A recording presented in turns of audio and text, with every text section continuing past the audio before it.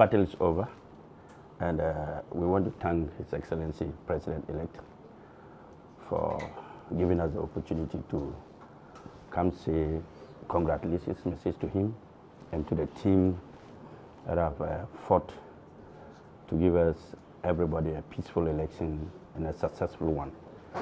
As a matter of fact, this election wasn't an easy one. It was an election where everybody was thinking, are we going to have a peaceful election or not? So we're all on standby praying to have a perfect, transparent, and a peaceful one. Like I said in one of the IPAC meetings, elections are not won by the EC. Elections are won at the polling stations. And if you are very vigilant at the polling stations, that is where you can get your victory. If you're not, you won't see your victory. You have to win with huge margin, and nobody can dispute the fact that you have won. Not even the Electoral Commissioner can dispute that fact. And I have been vindicated with that statement. Actually, we in the APC believe that President Mahama has been given another opportunity to be president. That opportunity was given by majority of the Ghanaians because they think that the previous government or the current government did not do much, and they wanted a change that will carry everybody along, not just members of the MPP or NDC or any other party, just every Ghanaian was fighting for change, and that change has been effected. And the only way you can change people is when you involve them in the process of change, and the change will be effected. So for us, we have all seen what happened in the last previous government. History has repeated itself 3 times. In 2008, the NDC against the MPP, you saw what happened. Majority of the NDC people did not come out, and the MPP people did not come out, and NDC won.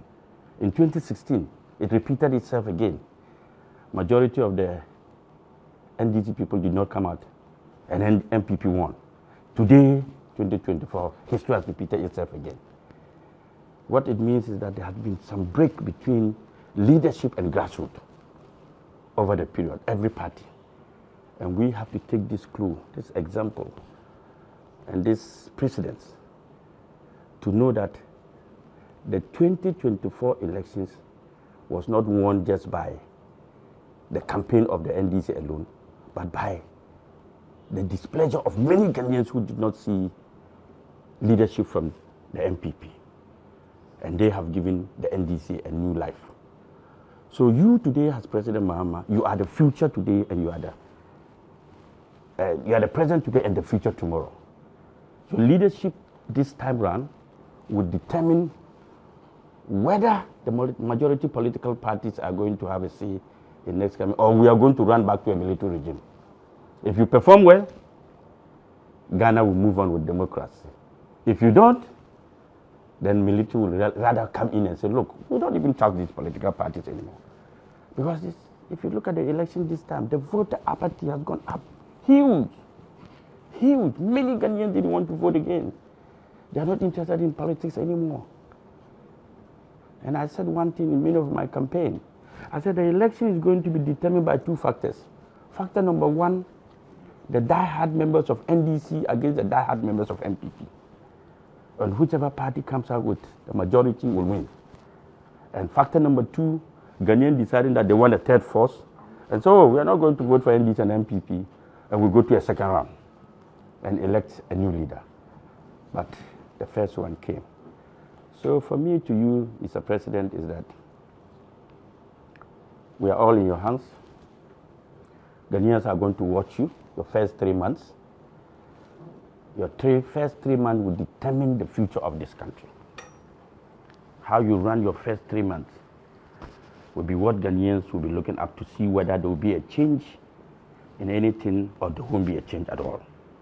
So mine is for you to concentrate first on your first 3 months. Very key. What policy alternatives are you bringing to convince Ghanaians in your first 3 months? And secondly, I will also advise that from now till your first 3 months, that at least Ghanaians need a change of mindset. They want to see a leader they can follow, they can relate with, they listen to, a leader that is transparent, sincere, and honest. If you look at the current government, you realize that they've stopped the State of the Nation address. They don't even talk about the State of the Nation address anymore. So if you can concentrate on that for the first 3 months, that at least every month you come out to tell Ghanaians the state of the nation and what you intend to do for the next 3 months. So this month you come out and tell us, this is where we are, this is where we need to get to. This will allow Ghanaians to have hope and trust and confidence in your leadership. And when they do, I'm sure you will carry the future, the present and the future. Thank you very much for this visit. I remember fondly our interaction with you, and I think that it was a very good meeting. It helped us to fine-tune and tweak some of the things that we had intended to put in our manifesto, and I do think that we captured a lot of the nuances that we picked from that meeting. I want to sympathize with you for the last 8 years. I mean, things have not really gone the way we would have expected. Ghana, which was easily the best destination for investment, suddenly has become, not actually the best anymore, but we've dropped several paces down. I mean, anybody wanting to come and set up a business would rather go to Benin or Cote d'Ivoire than come to Ghana today. And it's a call for us to act and bring our nation back as the favorite destination for investment. You can tell from our FDI figures, they've dropped sharply to 1-point-something billion. We're hardly able to attain a little above 1 billion. And when we used to get 3.5 billion, easy FDI into the country every year. And so it's not only foreign direct investment that is suffering, but indigenous Ghanaian businesses are also suffering. I think that this government made many critical mistakes, and many of them, I'll say, were parochial, because if they had allowed a little more transparency and had opened a more listening ear, they probably would not have made some of the fatal mistakes that they made. And so that serves as a lesson to the incoming government to make sure that we have an open ear and a transparent manner of approaching things, so that we can carry everybody along with us. And so it's something that I promised before, that we will consult with the captains of industry and business regularly, so that we know what your concerns are, and then we'll address those concerns together. If I were president, I would not have rushed to close those indigenous banks. I would have found a way of assisting them to survive. We probably would not have borrowed as rapidly as was done and sink ourselves into a debt hole. And so, but these are mistakes that have been made that we must use as lessons, for the future. And so we intend to carry out some reforms in terms of economic management to ensure that another finance minister doesn't come along who's a law unto himself and does some of the things that this person has done to create the problem that we have. One will be the debt management office. Upgrade the debt management office to a more independent office that is transparent, that is informing Ghanaians about what our debt position is at any time, so that the finance minister on his own cannot just keep piling on the debts without, like there's no tomorrow. So that's one. Holding the National Economic Dialogue, which we did before Senchi Forum, and we expect that you play a very active part in it. We want to, as quickly as we take over, understand what the state of the economy is and let you know what the issues are. And then together we'll discuss the issues of fiscal reform and fiscal consolidation together, so that when we're taking the steps, we all know that this is how to go. As part of that will be the tax reform that you're talking about. We promised it. We said tax rationalization, because today compliance is low and the taxes are so distorted. You have people in the same market paying different levels of value-added tax. It doesn't make for an environment for compliance to take place. And so How do we rationalize it instead of just piling on more taxes? And we started that discussion with the IMF. You know, they say, well, it's not about the taxes you introduce for us, it's revenue to GDP. And so however you raise that revenue is your matter. But I'm saying that if we rationalize the taxes, make them more transparent, more fair, there'll be more compliance. And when there's more compliance, there'll be more revenue. But if we slap emissions tax, then also they want VAT on electricity, and so on and so forth. We'll get to a time when we are killing the economy because businesses will collapse, and you have a situation where, you know, all these young people who are looking for jobs become a national security issue. And so we have begun to have that discussion on the basis of partnership, not that we want to jettison the IMF program, like I've said, but to look within the program and see how we can together optimize revenue at a pace that is acceptable, and at the same time carrying out the reforms that are needed. We have the debt situation. I think that the debt exchange was not thoroughly negotiated, but we were not sitting at the table when it was done.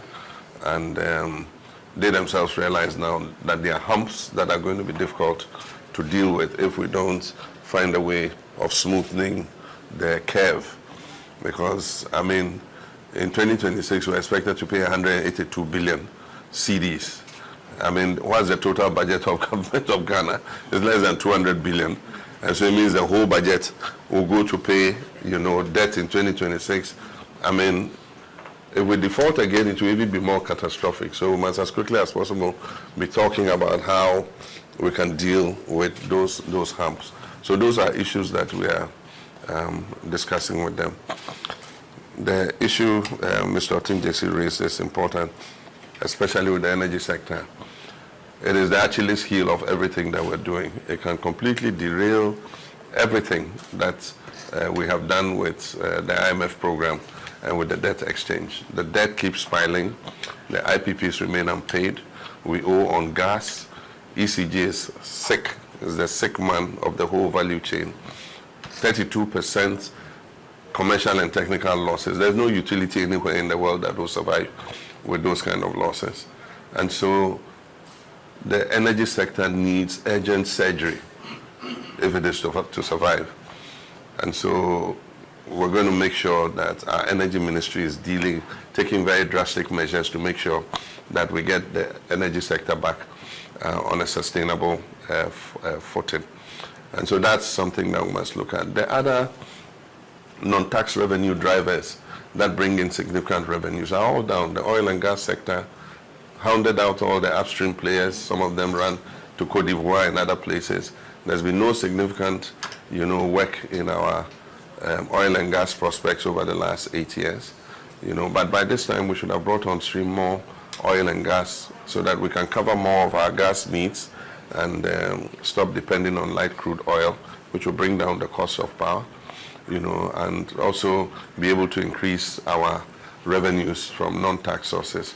Unfortunately, that hasn't happened. And so as much as possible, getting all the key players in that sector, and if I have to hug them and roll out the red carpet for them to come back and pump that gas and oil like there's no tomorrow, is something that I'm willing to do. Cocoa industry that easily used to bring some $2-point-something billion every year into the economy is struggling today. And so how we address reforms in that sector as quickly as possible to put the farmer at the center of the industry and make him the biggest beneficiary of the revenue from cocoa instead of those sitting in the headquarters will be something that we must look at as quickly as possible. But like Mr. Mahesh said, how we incentivize Ghanaian business to be able to rise to the occasion is, for me, critical. We've signed the African Continental Free Trade Area. We've already had the ETLS that has been there for decades. You know, how do we take advantage of all these opportunities to increase productivity, both for the local market and for export? And that's why I said I'll personally chair an accelerated export development program. And we'll have representatives from all of you on that program to see how we can take out all the export bottlenecks so that Ghanaian business is competitive in terms of exporting, not only into the African market, but also into the other external markets that we have. And so these are all important things that we must look at. We also want to look at how we can use government's financial muscle to help made in Ghana goods, that is, industries producing in Ghana. Ghana is the biggest spender in the economy. Government is the biggest spender in the economy. I mean, why we will always easily run to go and import things from China and other places when we have even better quality of those goods locally, I cannot understand. And so for me, it's not if. We must get all the goods that are made in Ghana. We must fix competitive prices. And we must give a caveat that if you want to buy cooking oil, you must buy these brands. You have no option to buy any other brand. Once we know what the prices are, then we know that they can, concentrate on buying made in Ghana instead of buying it from outside. Even if it's marginally more expensive, it creates jobs locally than buying it cheaper and creating jobs in another country. And so we're going to sit with you and see how we can tweak that procurement law so that the first priority for buying any product with government money must be a product that is made in Ghana. It's only if it's not available and you have no option that we can look at external goods to purchase. We believe that we should continue the innovative financing model that we brought up. Because we cannot go on to the international capital market, we must look more at BOTs and other such innovative financing where people bring in their investment and put the infrastructure in, run it for 20, 30 years, and after that transfer when they would have made their investment. We need to do the railways, we need to fix the roads and the highways and all that, and many other infrastructure developments that we need to do. I believe that we can get people who have the investment, if we do proper feasibility studies, to come and put in the infrastructure and run it and hand over to us at the appropriate time. Everybody knows that agriculture and agribusiness is my passion. And of course, I'm into agriculture myself, so I'm conflicted there. Because the price of soya, the price of yellow maize and all that affects my bottom line, my pocket directly. Right now I'm harvesting my maize and my soya. And so for me, like any farmer, I feel what the farmers go through. I buy fertilizer, I buy agricultural inputs. And so you can be sure that anything I do for farmers, I'm doing for myself.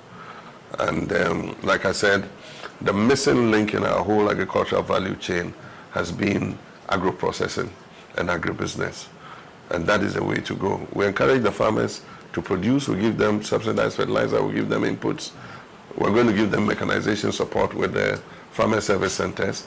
But after they've produced, you leave them to the vagaries of the market, and the middlemen come and offer them any price and take the product, and the farmer is not able to recoup his investment. So the next season, he probably cannot raise the capital to be able to farm again. And so how we protect the farmer in respect of marketing his produce and making sure he gets a fair price is one of the things we'll be addressing our minds to. But I'll talk to you as AGI to look at how we can increase agro-processing capacity. We have the cassava. We shouldn't wait for Chinese to come and set up cassava processing plants. I mean, there are Ghanaians who have the investment to set up cassava processing plants. We can process our own soybean. We can process all that.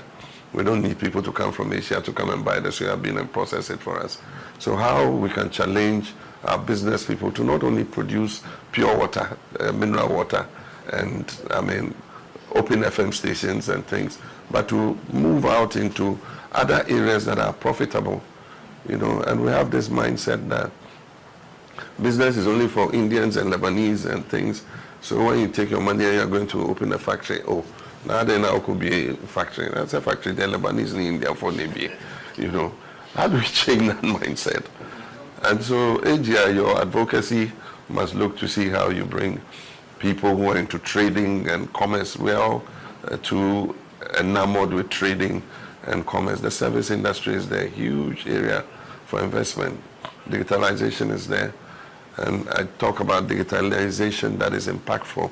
Not that any app, we just get up and anybody is developing an app and we're chasing it. It must be something that makes a real difference in terms of our productivity and in terms of our life. So digitalization that is impactful and leads to major, changes in the way our people live is what I'll be looking at. My final word will be on my sister's FC Perfume's Women's Empowerment. Empower a woman, you empower a family. Empower a man, you empower an individual. I'm just paraphrasing Kweji Agri's words with regards to education. It's the same with economic empowerment, that if you empower a woman, she brings the money back into the house and looks after the children and even looks after her husband. Yeah, but all the things that you spoke about, the apprenticeship, vocational training, and technical education, the National Apprenticeship Program, the Women's Bank, is to give targeted assistance to women's businesses, small and medium enterprises, not large scale, small and medium enterprise women's businesses, to be able to get them capital at a cheaper rate without them getting into all the susu and loan sharks and all that. So that is something that we'll be working on. And Nana, as our first female vice president, is going to be more engaged with that. So that will be within her domain and whoever the finance minister is in setting up that financial institution. And so these are the few words I thought that I should speak. But like I said, I promise that we'll consult regularly, especially in the implementation of our 24-hour economy policy. We want to see how as many Ghanaian businesses as possible, can join that policy, increase productivity, not only for the Ghanaian market. People look at the Ghanaian market and say, oh, it's small, and so it cannot sustain 24. But the opportunities are also out there. We have a market of 1.3 billion people in Africa, and we have a comparative advantage than other countries to produce certain items. And so we'll need your support and all the opinions you have. In Twi, we say, all those ideas are not in one person's head. And so consulting you regularly and getting what your ideas are for improving the business environment is something that I am very open to do. I'll have an open door for AGI, Chamber of Commerce, all of you. And as early as we finish the swearing in, I want to sit with all of you, even as we are preparing for the National Economic Dialogue and all that, to begin to get some ideas from you before we go into the forum, so that we walk this journey together. As I said with the last group, this is our last chance to get things right. This administration probably is the last to get things right, or else we're not immune to coup d'etats. Ghanaians are losing faith in our democracy. If the political elite, like I said yesterday, don't get their act together, then it could result in something that we all don't wish to happen. But we should remember that we need to work to keep our democracy relevant and keep the faith of our people in our democracy. Thank you.